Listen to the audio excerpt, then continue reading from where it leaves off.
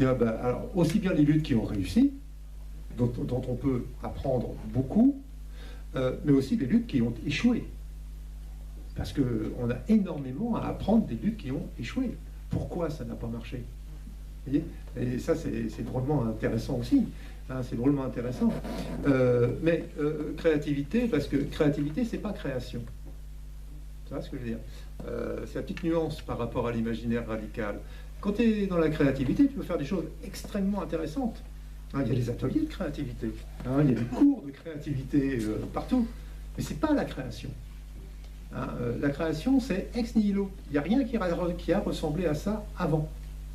Hein, voilà, c'est juste ce petit détail-là, quoi. Mais il est important. Il est important quand même pour nuancer. Mais là, voilà encore des exemples de recherche qui seraient recherche-action avec ces gars-là qui ont travaillé, ou les ex de chez LIP, hein, si on remonte plus loin dans l'histoire, et bosser avec eux sur une recherche-action. Qu'est-ce qui a été dans votre histoire? Qu'est-ce qui n'a pas fonctionné? Pourquoi, à votre avis, etc. Et qu'est-ce qu'on... Pardon? Je dis, ça a duré quand même quelques années. Ah oui, bien sûr, oui. J'ai offert une montre LIP à mon gamin pour son anniversaire il y a 2 mois. Mais c'est plus les mêmes. Non, c'est vrai. Mais bon, il y a quand même, ça m'a permis de lui expliquer l'histoire des LIP. C'est pour ça que j'ai fait. Alors ça me fait dire aussi qu'on est peut-être dans une sorte de Moyen-Âge, comme tu l'as dit, les 1000 ans obscurs du Moyen-Âge. Ça a duré longtemps le Moyen-Âge, presque 1000 ans. En fait, c'est pas du tout les siècles obscurs, c'est pas vrai. Aujourd'hui, les historiens le montrent clairement. Toute la créativité du Moyen-Âge, c'était quelque chose d'assez fantastique. Mais longtemps placé sous le boisseau, à la fois de l'archéologie et puis de la science historique. Mais aujourd'hui, est-on dans un nouveau Moyen-Âge? C'était un peu ça ton idée au départ. Oui, moi j'ai tendance à dire oui et non. Hein, oui et non. Oui, c'est vrai que le monde ne va pas bien du tout, ça c'est une évidence. Hein. Jusqu'à son climat, enfin le climat, vraiment le climat, température, etc., c'est pas brillant du tout. Mais en même temps, ça foisonne partout. Ça foisonne partout d'initiatives extrêmement intéressantes. Prenez le bouquin de Morin d'il y a 4-5 ans, La Voix, où il répertorie un peu dans tous les domaines, la politique, l'éducation, l'agriculture, l'économie, l'industrie, où il répertorie vraiment toutes les petites choses, même embryonnaires, qui bougent et qui nous font penser qu'un jour ça va peut-être cristalliser ces affaires-là pour déboucher sur quelque chose d'autre. Et pour lui, pour Morin, bon, c'est la seule échappatoire qu'on ait actuellement avant la catastrophe finale, quoi. Alors c'est peut-être dû aussi à son âge, il est très âgé, Morin. Hein, et ça enclin peut-être pas à l'optimisme. Il a dit comment faire quand on a 95 ans ou 16 ans avec un esprit de 16 ans. C'est le problème qui lui est posé. Et donc, moi j'ai pas l'impression qu'on est vraiment dans un... Mais si on formait énormément de personnes, tu vois, à savoir justement observer ces micro-initiatives, plus que micro, hein, souvent plus conséquentes, ces micro-initiatives, à les prendre, à les réfléchir avec les personnes, à les analyser, à les faire connaître, en les généralisant, hein, dernière catégorie scientifique, essayer de généraliser le raisonnement, peut-être, et en collaborant en plus, bon gré mal gré avec l'université. Après tout, c'est quand même une institution qui fonctionne aussi par ailleurs, l'université. Ça produit aussi des choses intéressantes, malgré ses défauts. S'il y avait une interfécondation entre éducation populaire, avec cet esprit démocratique dont on parle tout à l'heure, et ceux des universitaires, au moins, qui seraient d'accord pour marcher dans la combine, et il y en a, peut-être on pourrait vraiment, véritablement faire bouger les choses, non seulement au niveau conceptuel, créer des nouveaux concepts. Créons des concepts qui n'existent pas. Ils n'existent pas, on les crée. Et des personnes aussi qui seraient d'accord pour mettre la main à la pâte sociale, pour faire bouger les choses. Mais je vous dis, c'est ce qui est en train d'essayer c'est ce qui est en train un peu de se passer à l'université de Reims avec la chaire de SS. Parce que ils vont essayer de collecter les informations sur tout ce qui est tenté à droite à gauche. Et en plus, celle qui s'occupe de la chaire à Reims, moi j'ai fait une formation d'éducateur à une époque, elle venait dans notre école d'éducateurs pour nous donner des pistes, etc. C'est-à-dire qu'elles sortaient de l'université pour aller vers un endroit où les éducateurs, des fois, ils ont été ouvriers avant. Des fois, ils ont été, voilà, on n'a pas un cursus forcément universitaire. Elles venaient nous parler, on venait partager ensemble et on venait discuter de ce qui pouvait être fait. Pardon ? Comment ça s'appelle Mais le problème, moi j'ai un problème des noms, et là, son nom, C'est Madame Sévère. Michel Sévère, Ouais.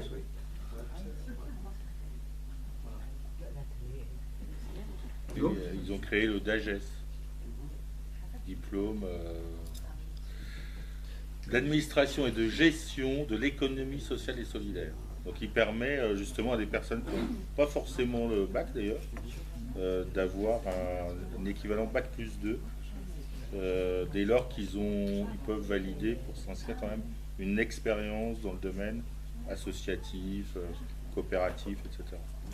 Pardon, Donc, rapidement pour te répondre, pour te citer un truc, parce que ton truc sur la créativité, la phrase je la connaissais pas, je vais essayer de la retenir. Un vieil ingénieur qui arrivait en fin de carrière me disait faire développer par sa boîte un nouveau concept, une nouvelle idée, trouver l'idée et l'étayer, c'est 10%. Il y a 40% à l'expliquer à ceux qui n'ont pas comprise et 50% à la faire passer malgré les collègues qui verdissent de jalousie parce que c'est pas eux qui l'ont eu. Ouais, on dit pour ça que c'est souvent 2% d'inspiration, 98% de peur. C'est à peu près ça, quoi. Je suis pas sûr des proportions, mais Je disais Voltaire pour le génie. voilà, ça revient. Je voudrais, à ce moment-là, parce que l'heure est en train de tourner, c'est vrai qu'on pourrait continuer pendant des heures sur le sujet. Peut-être revenir par rapport à ce qu'on essaie de faire à notre niveau avec l'université populaire. Alors quand je dis à notre niveau, c'est le vôtre. C'est parce que l'idée quand même c'est d'impliquer dans les travaux ceux qui participent. Donc ça veut dire et là particulièrement ce soir, sur un sujet qui est aussi de nous interroger sur ce que nous faisons. Donc nous, donc là, on va bientôt avoir 3 ans à la fin de l'année. On pourra faire un bilan lors de l'Assemblée Générale où vous serez tous conviés. Donc, entre parenthèses, ça vous permet d'adhérer. Tout ce qu'on veut faire repose sur la gratuité. Avec bien sûr les difficultés que ça peut représenter, puisque plus on veut faire de choses gratuites, plus ça demande de moyens humains. Et donc après, il faut les coordonner, les moyens humains, parce qu'on ne peut pas faire tout et n'importe quoi. Donc il faut s'organiser. Donc l'organisation, ça peut avoir un coût aussi. Donc, nous, on a fait 2 choses, par exemple. D'abord, en écho à ce que tu as dit, on a mis dans nos statuts le principe de la recherche-action. On l'a appelé recherche-action sociale. On s'était inspiré là de l'exemple de Roubaix, l'université populaire de Roubaix, mais bon, en même temps, c'était surtout le fait qu'on avait tilté sur la recherche-action parce qu'on s'était inspiré surtout à travers moi de Paris 8 et qui promeut encore la recherche-action, qui fait pas l'unanimité chez les chercheurs, parce que il y a des gens qui aiment pas, des universitaires qui détestent la recherche-action. Pour eux, ça n'a pas de caractère scientifique. Tout à fait. D'ailleurs, moi, j'ai été confronté à ça, y compris à Paris 8, d'ailleurs. Parce qu'à Paris 8, tout le monde n'est pas unanime non plus. Mais bon, cela dit, il y a des conflits partout. Mais cela dit, donc on a travaillé sur ce qui pourrait d'ailleurs faire l'objet d'un travail écrit sur la laïcité. Parce qu'on a... on a fait quand même pas mal d'interventions. On a eu une petite aide là-dessus d'ailleurs du contrat de ville de l'agglomération. Mais c'était pour dire, on en a un peu assez de voir instrumentaliser la laïcité, qui est en principe, comme on le dit, selon la formule consacrée, un outil ou un moyen du vivre ensemble, comme plutôt par certaines voies, comme un outil d'exclusion, de séparation, voire même de racisme, disons les mots, pour aller vite. Mais en même temps, c'était aussi ça. Donc on a fait une série de conférences avec des intervenants différents, qui avaient des points de vue assez différents. Et le résultat de ça pourrait faire l'objet d'une parution. Par contre, c'est vrai que dès qu'on rentre dans du travail écrit, bon, ben, déjà, l'équipe, peut-être qu'elle est un peu feignante aussi. Hein, pas des gens qui écrivent facilement. On est plus dans l'oralité. On va dire ça comme ça. Mais bon, on a déjà un petit bagage sur ce sujet. Bon, on a fait passer des messages à travers les rencontres telles que celle-ci, hein, avec des universitaires qui sont venus, des militants de la laïcité, des enseignants, des philosophes sur le sujet. Et on l'a mené depuis 2 ans, sans discontinuer. Des historiens aussi, etc. Et donc ça produit quand même quelque chose. Donc voilà. Donc il faut le continuer. D'ailleurs, sur ce sujet, on a l'intention d'inviter l'Actifa d'Athènes en fin d'année. Parce que elle a un discours qui est ce qu'il est. Et il est intéressant parce qu'il interroge cette question.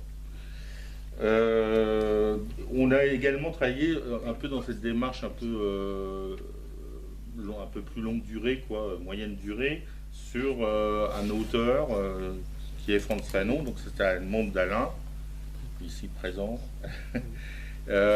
qui s'interrogeait et qui nous a fait partager cette interrogation. Mais pourquoi Frantz Fanon, qui l'aime bien, Alain, et qu'on aime bien aussi, nous, il n'est pas reconnu? Donc moi, quand la première fois il m'a posé cette question-là, j'ai dit, mais c'est évident, il passe pour un terroriste quasiment, alors que c'est pas du tout le cas. Alors par contre, c'est ça qui est intéressant. Alors qu'il ne l'est pas, pourquoi il passe quand même pour ça? Donc on a fait une série de conférences aussi, et puis ça pourrait aussi donner... Et puis on a fait une lecture collective, s'inspirant un peu d'une séance à laquelle j'avais participé à l'UCP. Oui, sur Paolo Freire, tu étais là déjà. Et bon, c'était intéressant. Les gens, ils n'ont pas voulu décoller. Ils sont arrivés à 14h en disant, bon écoutez, on ne va pas rester longtemps. À 20h, ils étaient encore là. Oui, ils ne voulaient plus sortir. Il a fallu leur dire, rentrez chez vous, c'est terminé. Donc, on éteint. Voilà, donc bon, on voudrait recommencer ce genre d'expérience, bien évidemment. On a fait aussi une tentative, alors on l'a fait exclusivement pour des enfants, dans le cadre du périscolaire à Charleville, avec les ateliers philo pour enfants. Donc ça, on a quand même tenu une année scolaire et on a touché 90 enfants. Donc c'est pas mal, hein. Bon, c'était pas facile. En même temps, tout ça, ces actions-là sont aussi des révélateurs aussi des problèmes, hein, des conflits, des sortes d'analyseurs institutionnels, on va dire, hein, parce que on voit bien que bon, ça plaît pas à tout le monde. Hein. Ça marche bien avec les enfants, etc. Ça révèle aussi la problématique des nouvelles activités périscolaires, enfin bref, qui risquent là aussi, alors que c'est, me semble-t-il, quelque chose de très positif, d'être remis en cause indirectement ou directement par le nouveau gouvernement. C'était intéressant, les moyens, voilà. Tout à fait, bon. Hauteur de l'ambition. Ben, c'était intéressant parce que ça remettait l'éducation populaire dans l'école primaire telle qu'elle n'avait plus jamais été depuis longtemps. Et ça là, c'est assez gravement remis en question, hein, parce que, avec l'histoire de la semaine de 4 jours, etc. Bon, je passe, mais tout ça pour dire qu'on a fait ces choses-là. L'intérêt de l'atelier philo, ben, c'est quand même pour moi, c'est un outil démocratique parce que ça permet d'apprendre déjà à argumenter, à s'écouter. Ça marche très bien avec les enfants, mais c'est avec les vieux aussi, puis les moyens aussi. C'est-à-dire, on a tous besoin d'apprendre à écouter et à argumenter. Donc là, l'étape suivante serait de pouvoir aussi faire un atelier philo avec des grands, mais effectivement, c'est pas évident parce qu'il faut se voir pendant plusieurs semaines à un moment régulier.